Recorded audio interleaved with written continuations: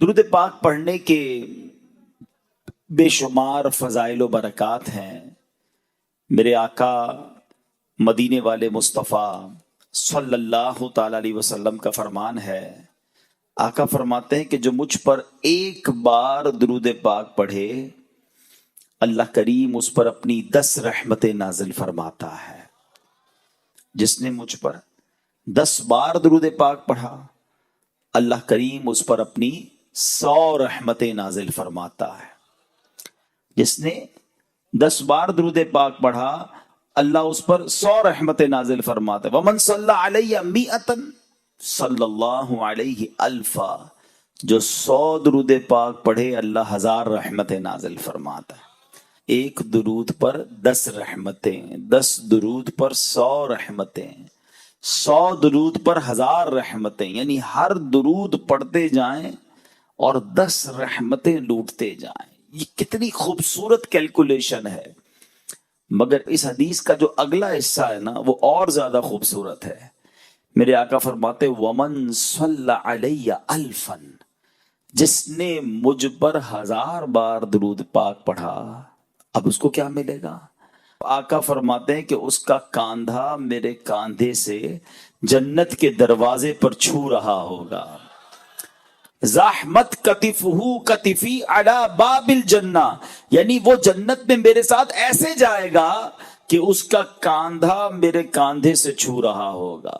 گاؤں گوٹ کے لوگ تھے نا، زندگی بڑی اچھی تھی کہ جلدی سو جاتے تھے، جلدی اٹھ جاتے تھے، فضول کاموں میں اتنا ٹائم لگتا نہیں تھا۔ مگر اب گاؤں میں بھی موبائل فون آ گیا ہے، ادھر بھی انٹرنیٹ آ گیا، ادھر بھی ٹی وی آ گیا۔ اب یہاں کے لوگ بھی جناب راتے جاگنے لگے، یہاں کے لوگ بھی فضول کاموں میں ٹائم گزارنے لگے۔ ورنہ سچی بات یہ ہے کہ ان فضول کاموں سے بچ کر اللہ اور اس کے رسول کے ذکر میں اپنا وقت گزاریں تو کتنی برکتیں مل جائیں گی۔ میں ایک چوٹ کرنے کے لیے ایک بات کرتا ہوں، اگر یہ اعلان ہو جائے کہ صحرائے تھر میں جو جتنے بار درود پڑھے گا اتنے 1000 روپے ملیں گے، ہاں دیکھو کتنا خوش ہو گئے۔ ایک درود پر 1000، 10 درود 10,000، لاکھ درود اوئے ہوئے اس کے تو پتہ نہیں کتنے لاکھ بن جائیں گے۔ تو اب ذرا سوچو، میں آپ سے پوچھتا ہوں 1000 روپے پر درود پاک ملے تو شاید ہم تسبیح چھوڑے ہی نہ ہم بولے اور کوئی کام ہی نہیں کرنا بھائی، روز ہزاروں درود پڑھو اور لاکھوں روپے کماؤ۔ لیکن میں آپ سے پوچھتا ہوں دنیا کا 1000 روپے زیادہ ویلیو رکھتا ہے یا میرے رب کی 10 رحمتیں زیادہ ویلیو رکھتی ہیں؟ ایک رحمت کے آگے دنیا کی کوئی دولت کچھ نہیں ہے، 10 رحمتیں ہر درود پر۔ اچھا بہت سارے لوگ یہ ہوں گے جو بیمار ہوں گے، قرضے میں ہوں گے، فیملی کا کوئی مسئلہ ہوگا، گھر بار کا مسئلہ ہوگا، علاج کا پرابلم ہوگا، قرضے کا مسئلہ ہوگا، فصل زمین کا کوئی مسئلہ ہوگا۔ آپ سوچو یار کہ اگر آپ درود پڑھتے رہیں، رحمتیں برستی رہیں، تو جس کے ساتھ اللہ کی رحمتیں ہوں گی اس کی مشکلیں حل کیوں نہ ہوں گی؟ تو آج سارے بھائی نیت کریں، یہ فضول کاموں میں عجیب عجیب بس گپ شپ میں ساری رات گزار دیتے ہیں۔ آپ زندگی میں اپنے ذکر و درود کو شامل کریں اور سمجھو اس اپنی زندگی کی اہمیت کو سمجھو۔ ہماری زندگی یہ ہوٹل پر بیٹھ کر ٹی وی دیکھنے کے لیے نہیں آئی ہے، ہماری زندگی یہ موبائل فون ہاتھ میں لے کے گھنٹوں ضائع کرنے کے لیے نہیں آئی ہے۔ ذرا مل کر کہیے سبحان اللہ، اب کہیے الحمدللہ، اب کہو اللہ اکبر۔ کتنی دیر لگی؟ 30 سیکنڈ بھی نہیں لگے، ٹھیک ہے؟ آپ نے سبحان اللہ، الحمدللہ، اللہ اکبر کہا، شاید یہ سب آپ نے 10 سیکنڈ میں بول لیا، مگر آپ کو پتا ہے آپ نے کیا کما لیا؟ پہلے یہ بتاؤ اپنی دنیاوی زندگی میں 30 سیکنڈ میں کیا کماتے ہو؟ کچھ بھی نہیں، باتوں باتوں میں نکل جاتے ہیں۔ لیکن آؤ میں بتاتا ہوں، میرے نبی علیہ الصلوۃ والسلام کے سچے وعدے ہیں، جو ایک بار سبحان اللہ کہے اس کے لیے جنت میں درخت لگا دیا جاتا ہے۔ سبحان اللہ کہیں جنت میں درخت لگ جاتا ہے، الحمدللہ کہیں جنت میں درخت لگ جاتا ہے، اللہ اکبر کہیں جنت میں درخت لگ جاتا ہے۔ تو کیوں نہیں صبح و شام اللہ اور اس کے رسول کا ذکر کر کے جنت میں اپنے درخت، اپنے باغات لگوا لو؟ تاکہ جب دنیا سے جائیں گے مجھے ایک بات بتاؤ، جس کے جنت میں درخت لگے ہوں گے اس کو جنت میں جانے بھی تو دیا جائے گا نا۔ تو انشاءاللہ اللہ رسول کا ذکر کرو، جنت میں داخلہ بھی ملے گا۔ اللہ مجھے اور آپ کو فضول کاموں سے بچ کر خوب اپنا اور اپنے حبیب علیہ الصلوۃ والسلام کا ذکر کرنے کی توفیق عطا فرمائے۔ آج میں نے ایک ایسی بیماری کے بارے میں آپ کو بتانا ہے کہ نارملی ہم اپنی جسمانی بیماریوں پر تو بڑی بات کرتے ہیں کہ یار بلڈ پریشر نہیں ہونا چاہیے، شوگر نہیں ہونی چاہیے، کولیسٹرول نہیں ہونا چاہیے، فلاں مرض نہیں ہونا چاہیے۔ اچھی بات ہے، اپنی صحت کا خیال رکھنا چاہیے، لیکن کچھ بیماریاں وہ ہیں جو بڑھ جائیں تو جان لے لیتی ہیں، جیسے ہماری جسمانی بیماریاں ہیں۔ لیکن کچھ بیماریاں وہ ہیں جو بڑھ جائیں تو ایمان لے لیتی ہیں۔ اب بتاؤ کون سی بیماری زیادہ خطرناک ہوئی، جان لینے والی یا ایمان لینے والی؟ جان تو ویسی جانی ہے، آج نہیں تو کل چلے جائیں گے، دنیا سے تو جانا ہی ہے نا۔ اور اگر بیماری کے عالم میں کوئی جاتا ہے اور صبر کر کے جاتا ہے تو اس کے گناہ بھی معاف ہو جاتے ہیں۔ بیماری تو گناہ معاف کروانے آتی ہے۔ جو وہ والی بیماری جس کا میں ذکر کر رہا ہوں جو ایمان لے سکتی ہے، اس کو کہتے ہیں باطنی بیماریاں، چھپی ہوئی بیماریاں۔ ان میں سے ایک دو بیماریوں کا میں نے آج آپ کو ذکر کرنا ہے، اور افسوس یہ ہے کہ یہ وہ بیماری ہے جو کون سا گھر ہے، کون سا معاشرہ ہے، کون سا گاؤں، کون سا شہر ہے جہاں یہ بیماری نہیں ہے۔ اور اس بیماری نے ہماری محبتیں ختم کر دی ہیں، ہمارا پیار ختم کر دیا ہے، ہمارا بھائی چارہ ختم کر دیا ہے۔ یہ کون سی بیماری ہے؟ اب ذرا غور سے سنیے، اور یہ بیماری کتنا بڑا جرم ہے یہ بھی ذرا سمجھیے گا۔ حضرت سیدنا ابن عباس رضی اللہ تعالیٰ عنہ کی خدمت میں کچھ لوگ گھبراہٹ کے عالم میں حاضر ہوئے اور عرض کی کہ ہم حج کی سعادت پانے کے لیے نکلے تھے، ہمارے ساتھ ایک آدمی بھی تھا، جب ہم ذات و صفاح کے مقام پر پہنچے تو وہ بندہ انتقال کر گیا۔ ہم نے اسے غسل و کفن کا انتظام کیا اور پھر اس کے لیے قبر کھودی۔ اب ذرا غور کیجئے گا، کہاں کون سے سفر میں گیا جا رہا ہے وہ بندہ؟ حج کے سفر میں، اور حج کے سفر میں اس کا انتقال ہوا ہے۔ روایتوں میں آتا ہے کہ جو بندہ حج کو جائے، عمرے کو جائے اور راستے میں مر جائے تو اللہ تعالیٰ قیامت تک اسے حج کرنے کا ثواب عطا فرماتا ہے، کیونکہ وہ اس سفر میں مرا ہے نا۔ اتنی بڑی ایک طرح سے سعادت ہے، مگر اس بندے کا حال دیکھو۔ کہتے ہیں ہم اس کو دفنانے کے لیے جب قبر کھودی تو دیکھتے ہیں کہ وہ پوری قبر کالے سانپوں سے بھر گئی۔ ہم گھبرا گئے، ہم نے جو ہے وہ دوسری قبر کھودی، دیکھتے ہی دیکھتے وہ قبر بھی کالے سانپوں سے بھر گئی۔ ہم پریشان ہو گئے اور ہم نے کہا حضرت آپ کے پاس آئے ہیں، بتائیے ماجرا کیا ہے؟ سیدنا ابن عباس رضی اللہ تعالیٰ عنہ فرماتے ہیں یہ اس کا کینہ ہے جو اپنے دل میں رکھتا تھا، جاؤ اس کو وہیں سانپوں کے درمیان جا کر دفنا دو۔ آپ ذرا غور کیجیے پیارے اسلامی بھائیوں کہ حج کا مسافر ہے مگر قبر میں سانپ آ گئے، وجہ کہ اس کے دل میں کینہ تھا، مسلمانوں کے لیے بغض تھا، لوگوں کے لیے برے خیالات تھے۔ فرمایا جس کے دل ایسا ہو کدھر بھی قبر کھودو گے ادھر سانپ نہیں آنا ہے، ادھر عذاب نہیں آنا ہے، ادھر ہی دفنا دو۔ اے پیارے اسلامی بھائیوں ذرا غور کیجئے، میں آج جس بیماری کے بارے میں، جس پرابلم کے بارے میں ذکر کرنے آیا ہوں، سمجھانے آیا ہوں، خود بھی سمجھنے آیا ہوں، وہ ہے کینہ، بغض۔ میں اس کی تعریف بھی بیان کروں گا کہ کینہ کہتے کس کو ہیں، اور ہو سکتا ہے کہ ابھی تک تو کسی کو سمجھ ہی نہ آیا ہو کہ کینہ کیا ہے، یا پھر کینہ میں تو نہیں کرتا۔ تو ذرا سنیے گا۔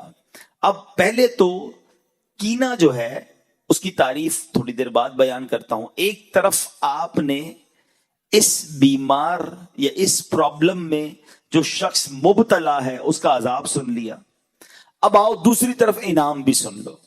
ایک بار پیارے آقا علیہ الصلوۃ والسلام نے، صحابہ کرام موجود تھے، سیدنا انس رضی اللہ تعالیٰ عنہ اس حدیث کے راوی ہیں، کہتے ہیں کہ نبی پاک علیہ الصلوۃ والسلام نے فرمایا کہ یطلع علیکم الآن من هذا الفج رجل من اہل الجنہ، آقا فرماتے کہ ابھی تمہارے پاس اس راستے سے ایک جنتی آدمی آئے گا.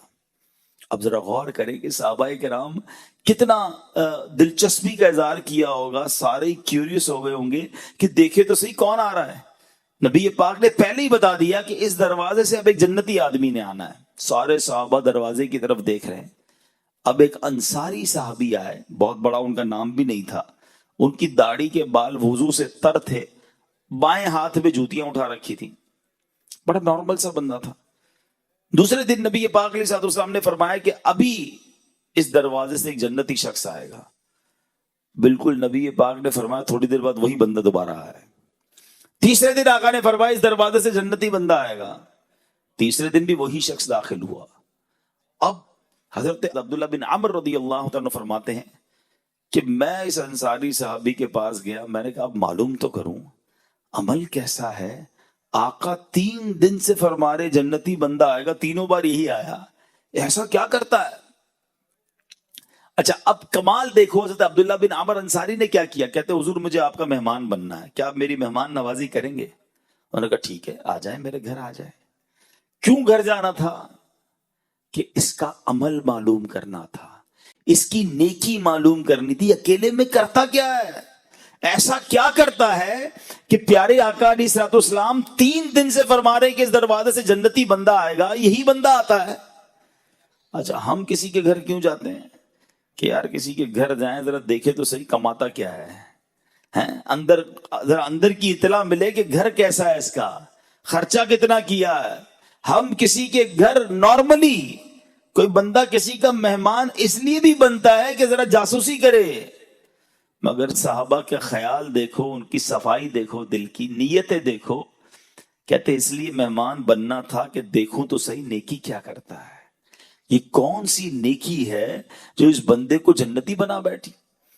کہتے میں 3 دن اور 3 راتیں اس بندے کے گھر میں رہا, میں نے کوئی خاص عمل نہیں دیکھا. نارمل وہی نماز, ہم بھی نماز پڑھتے تھے, وہ بھی نماز پڑھتے, وہ بھی جناب ذکر اللہ کرتے تھے, ہم بھی کرتے. کوئی ایکسٹرا آرڈنری کام تو میں نے نہیں دیکھا. 3 دن بعد میں واپس جانے لگا. میں نے کہا میں جا رہا ہوں.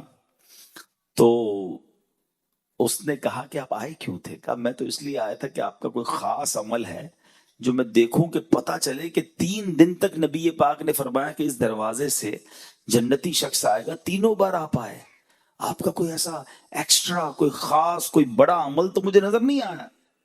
تو وہ صحابی پتہ کیا کہتے ہیں کہ میرا عمل تو وہی ہے جو آپ نے دیکھا, میں تو نارمل سا آدمی ہوں, مگر ایک بات ضرور ہے کہ میں اپنے دل میں کسی مسلمان کے لیے کینہ نہیں رکھتا ہوں, نہ ہی کسی مسلمان کو ملنے والی نعمت پر حسد کرتا ہوں. حضرت سیدنا عبداللہ رضی اللہ عنہ نے فرمایا یہی وہ وصف ہے جس نے آپ کو اس مقام پر پہنچا دیا ہے. اب دونوں باتیں یاد رکھیے, دل گندا تھا, کینہ تھا, بغض تھا, مسلمانوں کے لیے حسد تھا, برے خیالات تھے, تو حج پر جا رہا تھا مگر قبر میں سانپ آ گئے. اور دل صاف تھا, حالانکہ بظاہر کوئی بڑا عمل نہیں تھا, مگر نبی پاک 3 دن تک جیسے جنت کی بشارت عطا فرما رہے تھے, یہ وہی شخص تھا.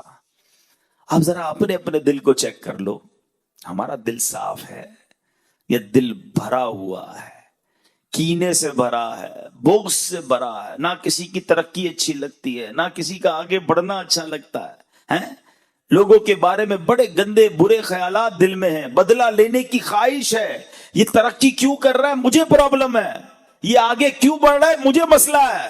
بڑا زمیندار بن گیا, اتنا سا کاروبار تھا, اتنا بڑا کاروبار ہو گیا, ہمارے شہر میں کوئی پہچانتا نہیں تھا, پورے جناب تھر میں پورے سندھ میں لوگ پہچاننے لگ گئے اس کو, یہ تو بیرون ملک بھی چلا گیا ہے.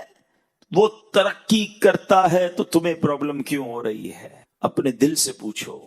پھر کینہ کس چیز کا نام ہے؟ اچھا پھر کینہ تو اور خطرناک ہے, ذرا غور کیجئے گا. یہ دل ہے نا, میں اور آپ آج اجتماع میں آئے ہیں, تھوڑی دیر کے لیے سمجھتے ہیں, ماشاءاللہ اچھی بات ہے, صاف ستھرے آپ نے کپڑے پہنے ہوئے ہیں, کئی لوگوں نے آج اچھی سی ٹوپی نکالی ہے, کئیوں نے اچھی چادر نکالی ہوگی, ہو سکتا ہے عطر بھی لگایا ہوگا, امامہ پہننے والوں نے صاف والا امامہ نکالا ہوگا, اچھی بات ہے. اللہ رسول کے ذکر کے محفل میں آئے تو تیاری سے آنا چاہیے. لیکن ہم نارملی کیا کرتے ہیں, اپنے ظاہر کو بڑا صاف ستھرا رکھتے ہیں, کیوں کہ لوگ دیکھتے ہیں. جدھر بندوں کی نظر پڑنی ہے وہ لباس صاف، وہ چہرہ صاف، اچھی بات، صفائی نصف ایمان ہے. اللہ لباس کو نہیں، اللہ کی نگاہ رحمت کہاں پڑتی ہے؟ دل پر. نبی پاک فرماتے ہیں ان اللہ لا ينظر الى صورکم واموالکم، اللہ تمہارے چہروں پر، تمہارے مالوں پر نظر نہیں فرماتا. کدھر فرماتا ہے؟ وَلَكِنْ يَنْظُرُوا إِلَىٰ قُلُوبِكُمْ وَأَعْمَالِكُمْ، اللہ تمہارے دلوں اور تمہارے اعمال پر نظر فرماتا ہے. اب سوال یہ ہے جو لوگ دیکھیں وہ صاف ہے، جو رب دیکھ رہا ہے وہ گندا ہے. سوچو کدھر زیادہ صفائی کی ضرورت تھی، لباس کی یا دل کی؟ جدھر رب کی نگاہ ہے.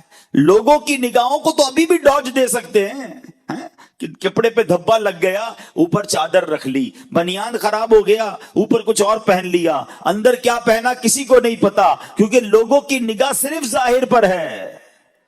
مگر رب سے تو کچھ نہیں چھپا سکتے نا. دل میں جو چھوٹی چھوٹی برائی، چھوٹی چھوٹی گندگی بھی چھپا رکھی ہے وہ رب جانتا ہے، وہ علیم ہے، وہ خبیر ہے. مگر پرابلم یہ ہے کہ آج ہم صبح سے شام تک دل صاف، کپڑے صاف، چہرہ صاف. کسی کے باتھ روم میں جاؤ تو کتنی ساری تو کریمیں رکھی ہوتی ہیں. چہرہ صاف کرنے کی الگ ہے، تو ہاتھ صاف کرنے کی الگ ہے، تو دانت صاف کرنے کا الگ حساب ہے. ٹھیک ہے، میں نہیں کہتا صفائی نہیں کرنی چاہیے، مگر اتنا خیال ہے کہ یار لوگ دیکھیں تو میں ستھرا صاف نظر آؤں. جس خالق نے تمہیں بنایا ہے وہ بھی تو دیکھ رہا ہے تمہیں. دل کا کیا حال ہے؟ کیا چھپا رکھا ہے؟ تکبر اندر چھپا رکھا ہے، غیبت اندر رکھی ہے، حسد اندر رکھا ہے، لوگوں کے لیے برے خیالات اندر رکھے ہیں، گندے گندے پلان اندر رکھے ہیں، دشمنیاں اندر رکھی ہیں. پھر کہتے ہو اللہ مجھ سے راضی ہو جائے. وہ دیکھ رہا ہے کہ تمہارے دل میں کیا ہے. نماز بھی پڑھتے ہو تو اس لیے کہ لوگ نمازی سمجھیں. لوگ تو سمجھ لیں گے نمازی، رب جانتا ہے نیت کدھر کی ہے. صدقہ خیرات اس لیے دیا کہ لوگ سخی سمجھے. لوگوں نے تو دیکھا کہ میرے ہاتھ سے پیسہ نکلا، غریب کو ملا، تصویر بھی کھنچ گئی. اللہ جانتا ہے کہ نیت کدھر کی ہے. اللہ کی رضا تھی یا لوگوں کو دکھانا تھا؟ اس سے نہیں چھپا سکتے، اسے کوئی ڈوج نہیں دے سکتا. یاد رکھنا، میں نے دشمنی رکھی تھی، میں نے لوگوں کے لیے سب کیا تھا، ادھر نہیں بچ سکو گے. خدا را بات کو سمجھو، اپنا دل صاف کرو. اور دل میں جس بیماری کا آج میں ذکر کرنے آیا ہوں یہ بہت خطرناک ہے. اس نے ہماری محبتیں ختم کر دی، ہماری رشتہ داریاں ختم کر دی، ہماری دوستیاں ختم کر دی. ساتھ بیٹھتے ہیں، کھانا بھی ساتھ کھاتے ہیں، ایک ہی گھر میں رہتے ہیں، مگر دل میں ایک دوسرے کے لیے کینہ ہے. اچھا ملیں گے بھی مسکرا کر، ماشاءاللہ کیسے ہیں، ٹھیک ہے، سب خیر ہے. دل ہی دل میں ہو رہا ہوگا تباہ ہو جائے یہ بندہ. ساتھ روز کھاتے ہیں، وہ آ کر بتاتا بھی ہوگا یار اس بار فصل بہت اچھی ہوئی، اللہ نے بڑا کرم کیا، باجرہ بہت نکلا، ارے گوار کی فصل بھی بہت اچھی ہوئی، اللہ نے بڑا کرم کیا، مونگ کی دال اس بار تو کمال ہو گیا. وہ کمال ہو گیا کہہ رہا ہے، اندر جلن ہو رہی ہے کہ اس کو کمال کیوں ہو گیا. آپ سوچو یار وہ دل کتنا گندا ہے جو کسی مسلمان کی ترقی پر افسوس کر رہا ہے، جس کو کسی مسلمان کی خوشی میں پرابلم ہو رہی ہے. اس دل کا کتنی گندگی ہے اس دل میں، اور وہ ہمارے دل میں اگر ہے تو. اور یہ کتنا برا عمل ہے. میں نے دونوں عمل بتا دیے. کینے والا دل سانپ والی قبر میں گیا، اور جو دل صاف تھا اس کو آقا نے جنتی فرما دیا. اب طے آپ نے کرنا ہے کون سا والا دل رکھنا ہے.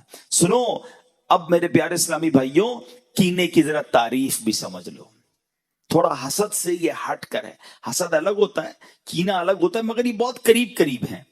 کینہ یہ ہے کہ انسان اپنے دل میں کسی کو بوجھ جانے، اس سے دشمنی اور بغض رکھے، اور یہ نفرت کی کیفیت ہمیشہ باقی رہے.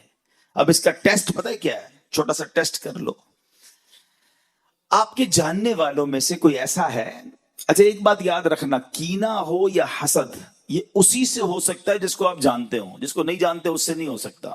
تھر میں رہنے والوں کا کسی برازیل میں رہنے والے سے حسد نہیں ہو سکتا. چاہتے ہی نہیں تو کیا ہاں کوئی تھر والا ہی برازیل چلا گیا تو پھر تو حسد ہو سکتا ہے، ورنہ نہیں ہو سکتا. مثال کے طور پہ آپ ہی کے علاقے کا، آپ کے شہر کا، آپ کا رشتہ دار آپ کے ساتھ کام کرنے والا آپ کا پڑوسی بھی ہو سکتا ہے, آپ کا دوست بھی ہو سکتا ہے, ٹھیک ہے نا.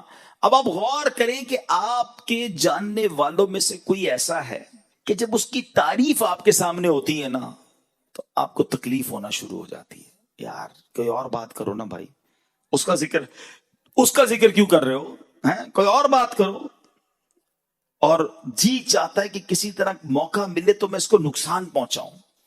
معذرت کے ساتھ یہ جو انٹیریئر کے ایریاز ہیں نا, اندرون کے جو علاقے ہیں, تھر بھی ہے اس میں, سندھ بھی ہے, پنجاب بھی ہے, بلوچستان بھی ہے, خیبر پختونخوا بھی, بدقسمتی یہ ہے کہ یہاں دشمنیاں پالی جاتی ہیں اور برسوں دشمنیاں رکھی جاتی ہیں. بچوں کو بھی بتایا جاتا ہے کہ فلاں خاندان ہمارا دشمن ہے. بتاؤ یار, کیا اسلام اس لیے آیا تھا؟ میرے آقا تو دشمنیاں مٹانے آئے تھے نا. نبی پاک نے تو فتح مکہ کے بعد خون کے پیاسوں کو بھی معاف کر دیا تھا, اور آج مسلمان کو معاف کرنے کے لیے تیار نہیں ہے. اور اگر آپ سٹارٹ دیکھیں تو کسی چھوٹی سی بات سے یہ معاملہ شروع ہوا ہوگا اور اب تک نہ جانے کتنے لوگ قتل ہو چکے ہوں گے, لیکن احساس نہیں ہے. پھر کینہ اور کس شے کا نام ہے کہ تم دشمنی رکھتے ہو دل میں؟ پھر سوچ لو کہ یہ کہیں بیماری ہمیں قیامت کے دن مروا نہ دے, قبر میں سانپ اور بچھو نہ آ جائے. حدیث پاک کا مضمون ہے کہ کچھ بیماریاں ایمان مونڈ دیتی ہیں. ایمان مونڈنے والی بیماری کون سی ہے؟ فرمایا اس میں کینہ اور حسد بھی ہے, جو انسان کا ایمان برباد کر دیتی ہے. خدارا اس وبا کو نکالیے. نبی پاک فرماتے ہیں ان قریب میری امت میں پچھلی امتوں کی بیماریاں آ جائیں گی. صحابہ کرام نے عرض کی حضور پچھلی امت کی بیماریاں کیا ہیں؟ تو آقا نے فرمایا تکبر, اترانا, ایک دوسرے کی غیبت کرنا, دنیا میں ایک دوسرے پر سبقت کرنے کی کوشش کرنا, بغض رکھنا, بخل یعنی کنجوسی کرنا, یہاں تک کہ وہ ظلم میں تبدیل ہو جائے, پھر فتنہ و فساد بن جائے. یہ پچھلی امتوں کی بیماریاں تھیں, مگر آج ہمارے اندر بھی ہے. چھوٹی چھوٹی بات پر دشمنیاں پالی ہیں. اور یہ جو حسد ہے نا, یہ تو اتنا برا عمل ہے, اتنا برا عمل ہے. میں ذرا ایک سوال پوچھنا چاہتا ہوں, آپ کو اندازہ ہو جائے گا کہ حسد ایکچولی کتنی بری چیز ہے. مجھے بتاؤ شہرت دینے والا کون ہے؟ سب مل کر جواب دیں گے. دولت دینے والا کون ہے؟ ارے اللہ کا نام لے رہے ہو, زور سے لے لو نا. دولت دینے والا کون ہے؟ شہرت دینے والا کون ہے؟ اولاد دینے والا کون ہے؟ عزت دینے والا کون ہے؟ روزی دینے والا کون ہے؟ جب سب دینے والا اللہ ہے, اور اگر وہ کسی کو دے رہا ہے تو تمہیں پرابلم کیوں ہو رہی ہے؟ کبھی سوچا یہ حسد کتنا برا عمل ہے کہ جس کو رب دے رہا ہے تمہیں اس میں پرابلم ہے. اصل میں جو حسد کرنے والا ہے نا, وہ اللہ پر اعتراض کرتا ہے کہ اللہ اس کو کیوں دیا, مجھے کیوں نہیں دیا. یہ ڈائریکٹلی رب پر اعتراض ہے.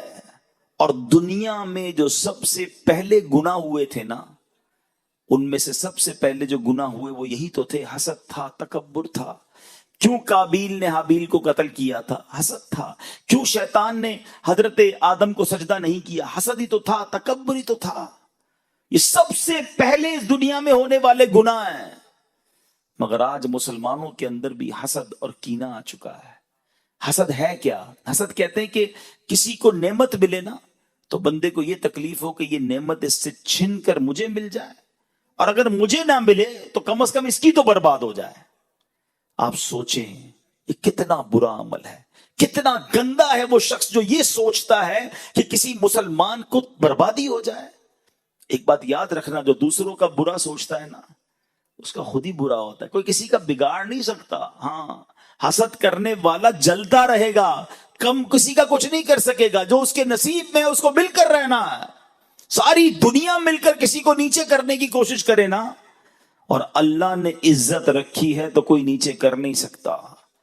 اور ساری دنیا مل کر کسی کو اٹھانے کی کوشش کرے اور نصیب میں ذلت لکھی ہے تو کوئی اس کو بچا نہیں سکتا. وَتُعِزُّ مَن تَشَاءُ وَتُذِلُّ مَن تَشَاءُ بِيَدِكَ الْخَيْرُ. اللہ جسے چاہے عزت دے, جسے چاہے ذلیل فرمائے, وہ اس کی شان کے لائق ہے. ہم اور آپ کون ہوتے ہیں؟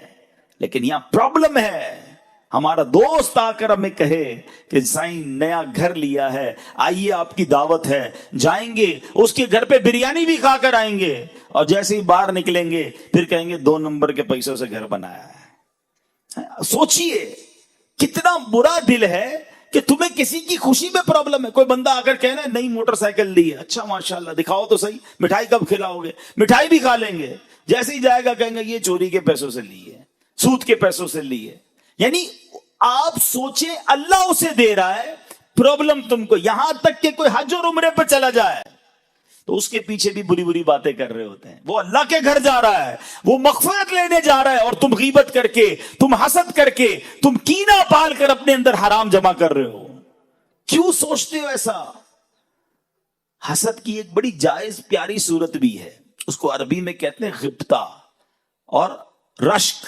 وہ کیا ہے کہ اگر کسی کو آپ دیکھتے ہیں کہ اللہ نے اس کو اچھا چہرہ دیا ہے، شہرت دی ہے، دولت دی، اب اللہ سے دعا کرو نا، یا اللہ اس کو دی ہے مجھے بھی دے دے، اس میں کوئی حرج نہیں ہے۔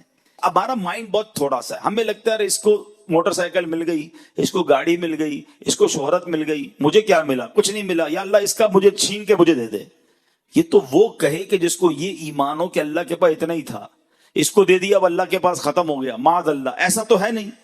میرے رب کے خزانے تو بھرے ہوئے ہیں نا، اب اللہ سے کہ یا اللہ اس کو بھی اور دے، مجھے بھی دے دے، تیرے خزانوں میں کمی تھوڑی ہے، تو نے جب اس کو عزت دی ہے مجھے بھی دے دے، اس کو دولت دی ہے مجھے بھی، ایسا کرو نا۔ یہ کیوں سوچتے ہو کہ اس کا چھن کر مجھے مل جائے؟ چھن کے ملے گا نہیں، تم جلتے ہی رہو گے۔ حسد کرنے والا دنیا میں بھی جلتا ہے اور آخرت میں بھی جلتا رہے گا۔ ایک جملہ یاد کر لو آج، اور وہ جملہ یہ ہے، سب کا بھلا سب کی خیر، سب کے بھلے میں اپنی خیر۔ ہاں، یہ دنیا میں دعا کرتے رہو، یا اللہ تو سب کا بھلا فرما، سب کی خیر فرما، ان سب کی بھی خیر فرما، میری بھی خیر فرما۔ وہ کریم ہے، وہ عطا فرمائے گا تمہیں۔ اللہ کرے کہ یہ بات سمجھ آ جائے، یہ جو دشمنیاں ہیں نا، یہ جو کینہ ہے، یہ بغض ہے، یہ حسد ہے، یہ نکالو دل سے۔ واللہ یہ کولیسٹرول سے بڑی بیماری ہے، یہ تمہارے بلڈ پریشر اور شوگر سے بڑی بیماری ہے۔ ارے کولیسٹرول بڑھ گیا تو ہارٹ اٹیک کر دے گا، یہ بغض اور کینہ اور حسد بڑھ گیا تو ایمان لے لے گا۔ کدھر جاؤ گے؟ کیسے اس سے نکلو گے؟ اب آخر میں نے آپ کو حسد اور کینہ کرنے والے کا انجام بھی بتا دیا، کینہ سے دل صاف رکھنے والے کا انعام بھی بتا دیا۔ اب میں آپ کو علاج بھی بتا دیتا ہوں۔ دعوت اسلامی والے صرف پرابلم نہیں بتاتے، الحمدللہ سولوشن، علاج بھی بتاتے ہیں۔ ٹھیک ہے، اب علاج کیا ہے؟ پہلا علاج، اور وہ دل کی تمام بیماریوں کے لیے ہے، ٹھیک ہے، چاہے وہ تکبر ہو، چاہے وہ حسد ہو، چاہے وہ ریاکاری ہو، چاہے وہ جناب عجب ہو، خود پسندی ہو، یا یہ بغض ہو، کینہ ہو، جتنی دل کی بری بیماریاں ہیں نا جو ایمان برباد کر، سب کا علاج، سب سے پہلا علاج، اور وہ ہے دعا۔ اللہ سے دعا کرتے رہا کرو، یا اللہ میرا دل صاف کر دے، اے اللہ تکبر سے پاک کر دے، بغض سے پاک کر دے، کینے سے پاک کر دے، میں برا ہوں میرے مالک، میرے دل کو صاف کر دے۔ دعا کرو نا، اللہ ہم کمزور ہیں، اللہ تو کریم ہے نا، وہ نگاہ رحمت فرمائے گا تو یہ دل صاف ہو جائے گا۔ پہلا دعا کیا کرو، ٹھیک ہے۔ دوسرا علاج وہ ہے اینٹی بائیوٹک، تھوڑا سا مشکل ہوتا ہے نا، انجیکشن لگاتے درد ہوتا ہے نا، یہ درد والا علاج ہے، لیکن ہے بڑا زبردست علاج، کہ جس سے حسد ہو گیا ہے نا، کہ جس کے لیے کینہ ہے دل میں، برا لگتا ہے، بربادی کی خواہش ہے جس کی، اور آپ کو لگا یار یہ تو میرے دل میں آ گئی ہے اور میں تو مر گیا۔ اچھا ایک آپ کو عجیب سی بات بتاؤں، جس سے حسد ہے نا یا جس سے کینہ ہے، اس کو پرابلم نہیں ہے، پرابلم آپ کو ہے، کیونکہ آپ کے دل میں بیماری ہے، اس کو تھوڑی بڑا مسئلہ ہے، بیمار آپ ہو گئے ہیں تو اس کو کوئی مسئلہ نہیں، علاج آپ کو کرنا پڑے گا۔ تو اب علاج یہ ہے کہ اب اس کے لیے دعا کریں، جس سے حسد ہو گیا نا اسی کے لیے دعا کریں۔ اور دعا کیا کریں؟ مثال کے طور پہ کسی کی خوبصورتی سے حسد ہے، یار اتنا اچھا چہرہ کیوں ہے اس کا، اب دعا کریں یا اللہ اس کو اور اس کی خوبصورتی میں اضافہ فرما۔ کسی کی دولت سے حسد ہو گیا ہے، دعا کریں یا اللہ اس کے مال میں اور برکت دے۔ کسی کی شہرت سے حسد ہو گیا ہے، یا اللہ اس کی شہرت میں اور برکت دے۔ ہے مشکل، آپ بولیں مولوی صاحب بندہ پہلے ہی اچھا نہیں لگ رہا اور آپ کہہ رہے ہیں اسی کے لیے دعا کروں، تو یہی تو میں بتا رہا ہوں، انجیکشن ہے یہ، تھوڑی تکلیف ہوگی آپ کو، لیکن اس کا فائدہ بتا رہا ہوں، جب آپ اس کے لیے دعا کریں گے نا اس وقت آپ کو بھاری پڑے گا، لیکن آہستہ آہستہ کیا ہوگا کہ جب آپ دعا کرتے رہیں گے تو دل اس کے لیے صاف ہو جائے گا۔ آپ کوئی آ کر بتائے گا نا یار پتا چلا وہ فلاں کی کاروبار میں اور ترقی ہو گئی، تو آپ کہیں گے میں بھی تو دعا کرتا ہوں، ترقی تو ہونی تھی۔ کوئی آ کر کہے گا یار وہ اور مشہور ہو گیا، ارے اللہ اور عزت دے، میں بھی تو دعا کرتا ہوں۔ اب آپ کے دل سے یہ حسد اور کینہ صاف ہونے لگ جائے گا۔ تیسرا علاج، یہ بھی تھوڑا سا کڑوی گولی ہے، اور وہ کیا ہے؟ بیمار ہے نا، بیمار کو دوائی تو دینی پڑے گی نا، علاج کرنا ہے تو دوائی لے لو، نہیں کرنا تو آپ کی مرضی۔ اور وہ کیا ہے کہ جس سے حسد یا کینہ ہو گیا ہے نا، اس کو جا کر تحفہ دے۔ تحفہ کیا ہے؟ تحفہ حدیث میں آتا ہے تحفہ دو محبت بڑھے گی۔ ہاں اب بندہ بولے مجھے اس کا چہرہ ہی اچھا نہیں لگتا، آپ کہہ رہے تحفہ اس کو دو جا کے۔ بیمار تم ہو نا، علاج کرنا ہے تو دو تحفہ، انشاءاللہ محبت بڑھ جائے گی، علاج ہو جائے گا، دل صاف ہو جائے گا۔ ہاں ایک گڑبڑ مت کرنا کہ جا کر تحفہ دیتے وقت کہنا بھائی تم سے حسد ہو گیا تھا، مولانا صاحب نے کہا تحفہ دو اس لیے تحفہ لے کر آئے، اور پھڈا ہو جائے گا بھائی۔ ہاں بتانا نہیں ہے، ویسے ہی جا کے تحفہ دینا ہے، لیکن سمجھانا یہ چاہ رہا ہوں کہ جس سے بھی اگر دل میں یہ پرابلم ہو گئی ہے تو اس سے میرا دل صاف ہونا میرے لیے ضروری ہے، اس کے لیے نہیں، ورنہ میں مارا جاؤں گا، کہیں میرا ایمان برباد نہ ہو جائے۔ اور آخری بات، یہ جو حسد ہے نا یا کینہ، یہ سکون لے جاتا ہے۔ کوئی ایسا میرا بھائی موجود ہے نا جس کو نیند نہ آتی ہو، ٹینشن رہتی ہو، تو چیک کر لو، تمہیں لگتا ہے کسی سے حسد ہو گیا ہے، کسی کا کینہ، کسی کا بغض دل میں پال لیا ہے، کیونکہ اسی کے بارے میں سوچتے رہتے ہو، تو آگے بڑھ رہا ہے، تمہیں پرابلم ہو رہی ہے۔ اگر آپ پرسکون رہنا چاہتے ہو نا، اچھی میٹھی نیند سونا چاہتے ہو، تو جو میں نے ایک جملہ سکھایا ہے نا، سب کا بھلا سب کی خیر، سب کے بھلے میں اپنی خیر، خوش ہوا کرو۔ لوگ کوئی کہے نا یار پتہ چلا وہ ترقی کر رہا ہے، اچھا ماشاءاللہ، یا اللہ اسے اور ترقی دے، ارے یار اس کی فصل اس بار اور بڑھ گئی، میرے مولا اس کی فصل میں اور ترقی دے، آئی صاحب وہ فلاں بندہ عمرے پہ حج پہ جا رہا ہے، یا اللہ اس کو بار بار بھیج، وہ بڑا مشہور ہو گیا ہے، اللہ اس کی عزت میں اور برکت۔ مجھے کیوں پرابلم ہو رہی ہے؟ میں خوش رہوں نا، مسلمان کی خوشی میں خوش رہو، اللہ تمہیں بھی خوش کر دے گا۔ کتنا عجیب دل ہے اس بندے کا جو مسلمان ترقی کر رہا ہے، اس کو ٹینشن ہو رہی ہے۔ اگر سکون کی نیند سونا چاہتے ہو نا، ٹینشن فری لائف گزارنا چاہتے ہو، تو لوگوں کا بغض، حسد اور کینہ دل سے نکالو۔ کبھی کسی کا برا نہ چاہیں، آپ چاہ کر بھی کسی کا برا نہیں کر سکتے، کیونکہ جسے رب نے نوازنا ہے اسے کون روک سکتا ہے۔ تو اللہ کرے آج کے اس بیان میں یہ ایک باطنی بیماری، ایک یا دو باطنی بیماریوں کے بارے میں میں نے بیان کیا، ورنہ سچی بات پتہ کیا ہے، علم سیکھنا بہت ضروری ہے۔ ہمیں شاید جسمانی بہت ساری بیماریوں کے بارے میں پتہ ہے، مگر یہ جو دل کی باطنی بیماریاں ہیں نا، جو ایمان برباد کر دیتی ہیں، ان کے بارے میں جاننا بہت ضروری ہے۔ تکبر ہر دوسرے آدمی کے اندر نظر آتا ہے، وہ کیا ہے، اس کی تعریف کیا ہے، اس سے بچا کیسے جا سکتا ہے، ریاکاری کس کو کہتے ہیں، خود پسندی کسے کہتے ہیں، تو ایسی بہت ساری بیماریاں ہیں۔ تو میں گزارش کروں گا کہ دعوت اسلامی کے اجتماعات میں آتے رہیں، ہمارے مکتبۃ المدینہ کی کتابیں خرید کر پڑھیں تاکہ پتہ چلے کہ یہ بیماریاں کیا ہیں۔ ایک کتاب کا نام بھی بتا دیتا ہوں، اس کتاب کا نام ہی یہی ہے، باطنی بیماریوں کے بارے میں معلومات۔ ایک ہی کتاب میں بہت ساری باطنی بیماریاں ڈیٹیل کے ساتھ لکھی ہیں۔ خدارہ پڑھیے، ایک دوسرے کو یہ تحفے میں دیجیے، کتابوں کا تحفہ دینے کا رواج ڈالیں تاکہ علم پھیلے۔ کسی کو کتاب دیں گے، وہ خود پڑھے گا تو بھی آپ کو ثواب ملے گا، وہ کسی اور کو دے گا پھر بھی آپ کو ثواب ملے گا۔ تو ہمارے تحفے بھی ایسے ہونے چاہیے جو صدقہ جاریہ والے، یا آگے رہنے والے، یا آگے بڑھنے والے ہوں۔ اللہ کرے کہ ہم سب اپنے دل کی صفائی کرنے میں کامیاب ہو جائیں۔